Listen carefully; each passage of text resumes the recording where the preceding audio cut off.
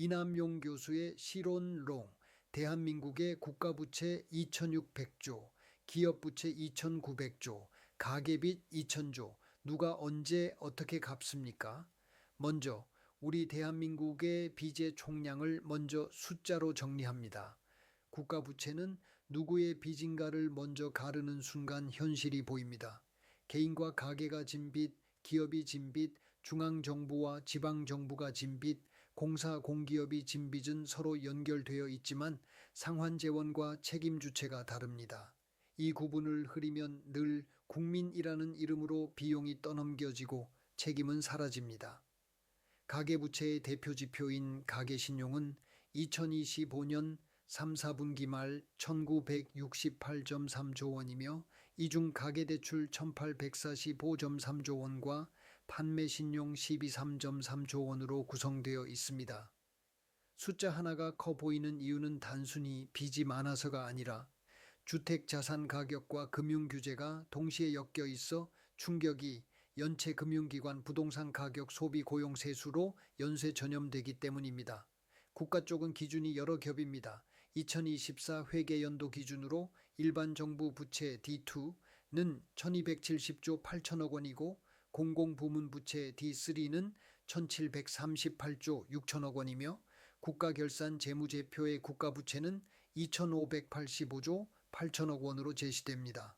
같은 국가의 빚이라도 무엇을 포함하느냐에 따라 숫자가 달라지는데 이 다중기준 자체가 국민의 체감과 정책 책임을 흐리게 만드는 구조로 작동하기 쉽습니다. 개인 가계부채 1968.3조 원의 내부 구조를 살펴보면 가계신용 1968.3조 원은 개인의 신용대출, 자영업자 성격의 차주대출, 전세주 담대, 카드 사용에서 파생되는 판매신용이 한 덩어리로 합쳐진 결과입니다. 그래서 개인 부채와 가계 부채를 따로 떼어 정확히 공표하기가 어렵고 현실에서는 한 가구의 현금 흐름 안에서 주거비, 교육비, 사업자금 소비가 섞여 상환 능력을 결정합니다. 이 점을 무시하고 상품별, 기관별 규제만 만지면 빚은 형태만 바꿔 이동하고 총량은 버티게 됩니다. 가계대출 1845.5조 원은 주택담보대출 1159.6조 원과 기타 대출 685.4조 원으로 나뉩니다.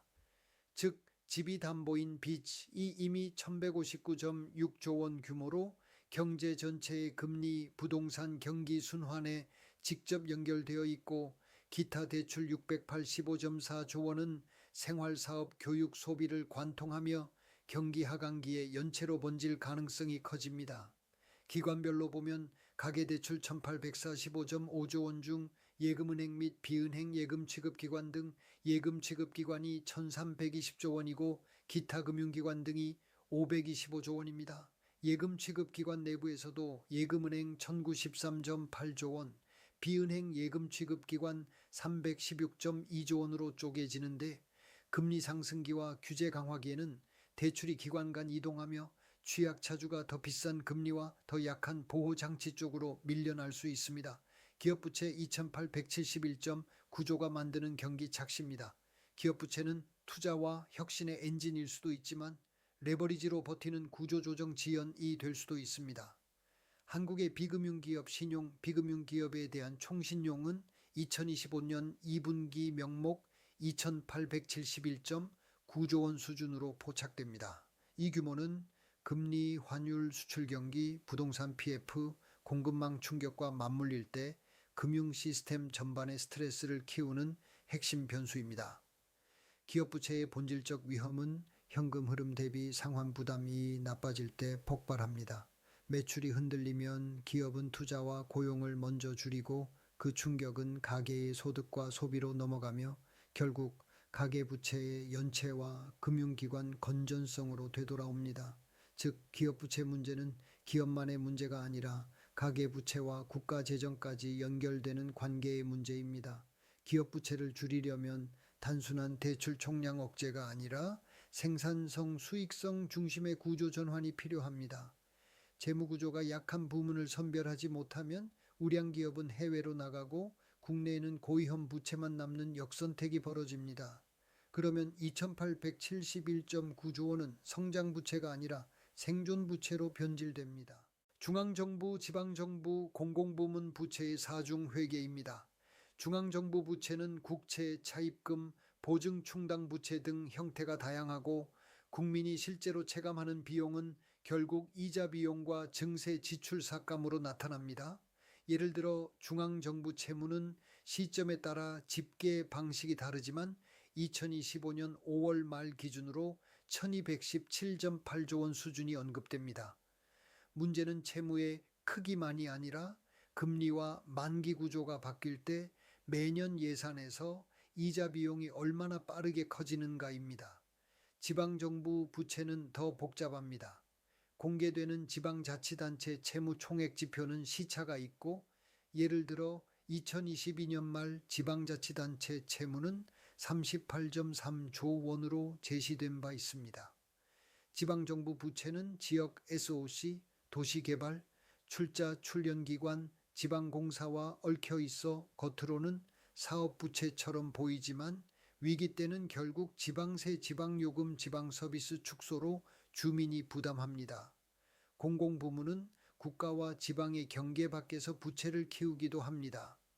2024 회계연도 기준으로 일반 정부 부채 D2 1270조 8천억 원과 공공부문 부채 D3 1738조 6천억 원 사이의 간극 467조 원은 일반 정부 밖 공기업 공공기관 부채가 국가 위험을 얼마나 추가로 키우는지 보여주는 신호로 읽혀야 합니다.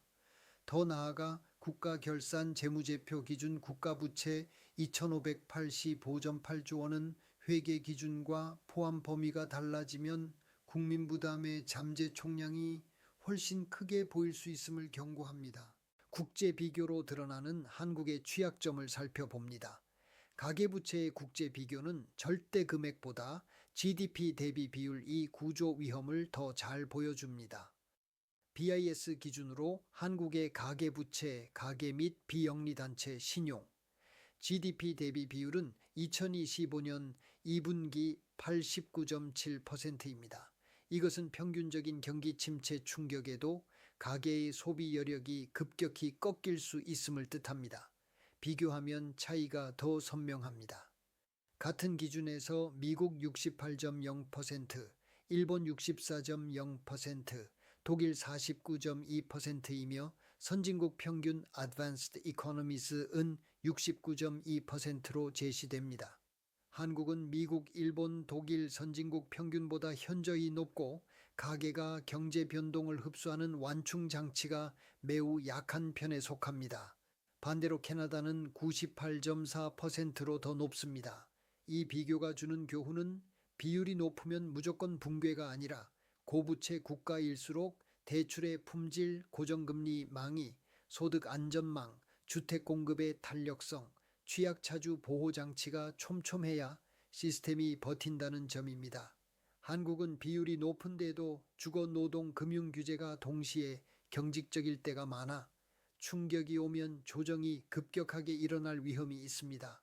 관계론으로 본 이해 당사자와 책임을 밝혀야 합니다. 가계부채 문제의 이해자 집단을 단순화하면 차주 가계 1,968.3조 원, 채권자 은행 비은행 1,845.0조 원 대출과 12.3조 원 판매 신용, 주택시장 담보 1,159.6조 원, 감독당국 규제, 중앙은행 금리, 정부 세제 주거 복지, 기업 고용 임금으로 정리됩니다. 이 객체들은 서로를 탓할 수 있지만 실제로는 한 사슬이며 어느 한쪽만 노력해서 해결되지 않습니다. 가계는 집값이 오르면 괜찮다는 기대에 기대어 빚을 늘리고 금융기관은 담보가치와 규정 준수로 책임을 축소하며 정부는 당위 경기 부동산 민심을 의식해 규제 신호를 흔들고 중앙은행은 물가와 금융 안정 사이에서 흔들립니다. 그 결과 취약차주는 가격 조정이 시작되는 순간 담보가치 하락과 소득 충격을 동시에 맞고 정책은 늘 뒤늦게 땜질이 됩니다. 책임을 명확히 하자면 첫째, 정부는 주거, 세제, 금융 규제를 서로 모순되지 않게 설계할 책임이 있습니다. 둘째, 금융기관은 대출을 늘린 만큼 취약차주 보호와 부실 흡수 능력을 키울 책임이 있습니다. 셋째, 가계는 소득 대비 과도한 레버리지 선택의 결과를 회피할 수 없고, 넷째, 정치권은 선거 주기마다 대출 규칙을 흔드는 방식으로 시장을 교란한 책임을 져야 합니다. 가계부채 진단, 왜 상환 능력이 아니라 자산 가격이 기준이 되었는가? 1968점 3조 원의 가계 신용이 위험해지는 조건은 단순합니다. 소득이 늘지 않는데 금리만 오르거나 집값이 꺾이거나 고용이 흔들리면 상환 여력이 급격히 나빠집니다. 특히 주택담보대출 1159.6조 원은 담보 가격이 조금만 흔들려도 차주의 심리와 소비를 동시에 얼어붙게 만들고, 그 냉각이 다시 경기와 고용을 때리는 순환을 만듭니다. 또 하나의 핵심은 규제의 이동 효과입니다.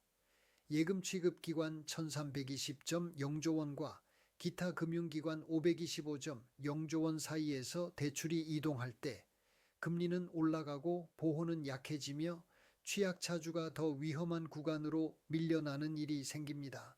그래서 가계부채 관리는 총량 규제만으로는 불충분하고 취약차주와 다중채무자의 분포를 정밀하게 겨냥해야 합니다.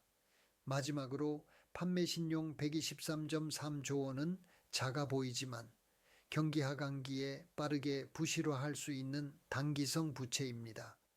신용카드 기반의 소비는 소득이 막히는 순간 가장 먼저 연체로 드러나고, 이것이 신용등급 하락과 대출금리 상승으로 이어져 가계의 회복을 더 어렵게 만듭니다.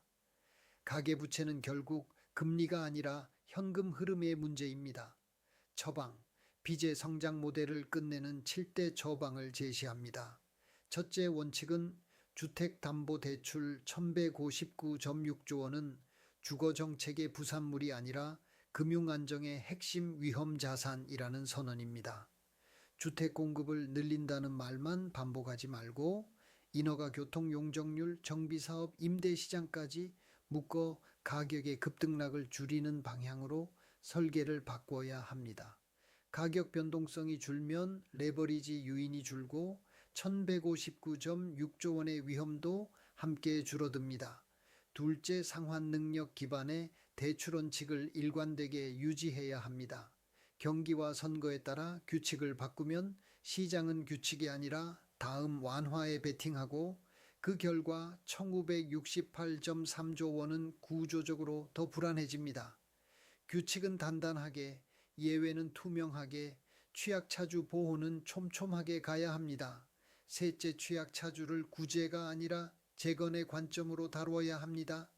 다중채무 자영업 취약층에 대해 채무조정, 재취업, 재창업 지원, 사회 안전망을 연결해 현금 흐름을 회복시키는 것이 핵심입니다. 넷째, 금융기관은 예금 취급기관 1320.5조 원과 기타 금융기관 525.5조 원의 리스크 전이를 막기 위해 동일 위험, 동일 규제 원칙을 강화하고, 부실 흡수 능력과 충당금 적립을 경기 상승기부터 선제적으로 쌓아야 합니다. 다섯째, 정부는 D2 1270.8조 원, D3 1738.6조 원, 국가부채 2585.8조 원처럼 여러 기준을 국민에게 한 장으로 설명하는 회계 투명성 비시빌리티를 확보해야 합니다. 여섯째, 중앙정부 1217.8조 원 수준의 채무와 지방정부 38.3조 원 지표 기준, 같은 하위 정부 부채를 합산만 하지 말고 금리 망이 보증 우발 채무까지 위험 지도로 만들어 매년 공개해야 합니다. 일곱째, 결론은 단순합니다. 빚으로 시간을 사는 방식은 언젠가 비용이 폭발하며 그 비용은 늘 취약한 가계와 미래 세대에게 전가됩니다. 지금은 대출을 조이는 기술이 아니라 빚이 필요 없는 성장 구조로 바꾸는 설계의 시간입니다. 이남용 교수의 시론 롱을 시청해 주셔서 감사합니다.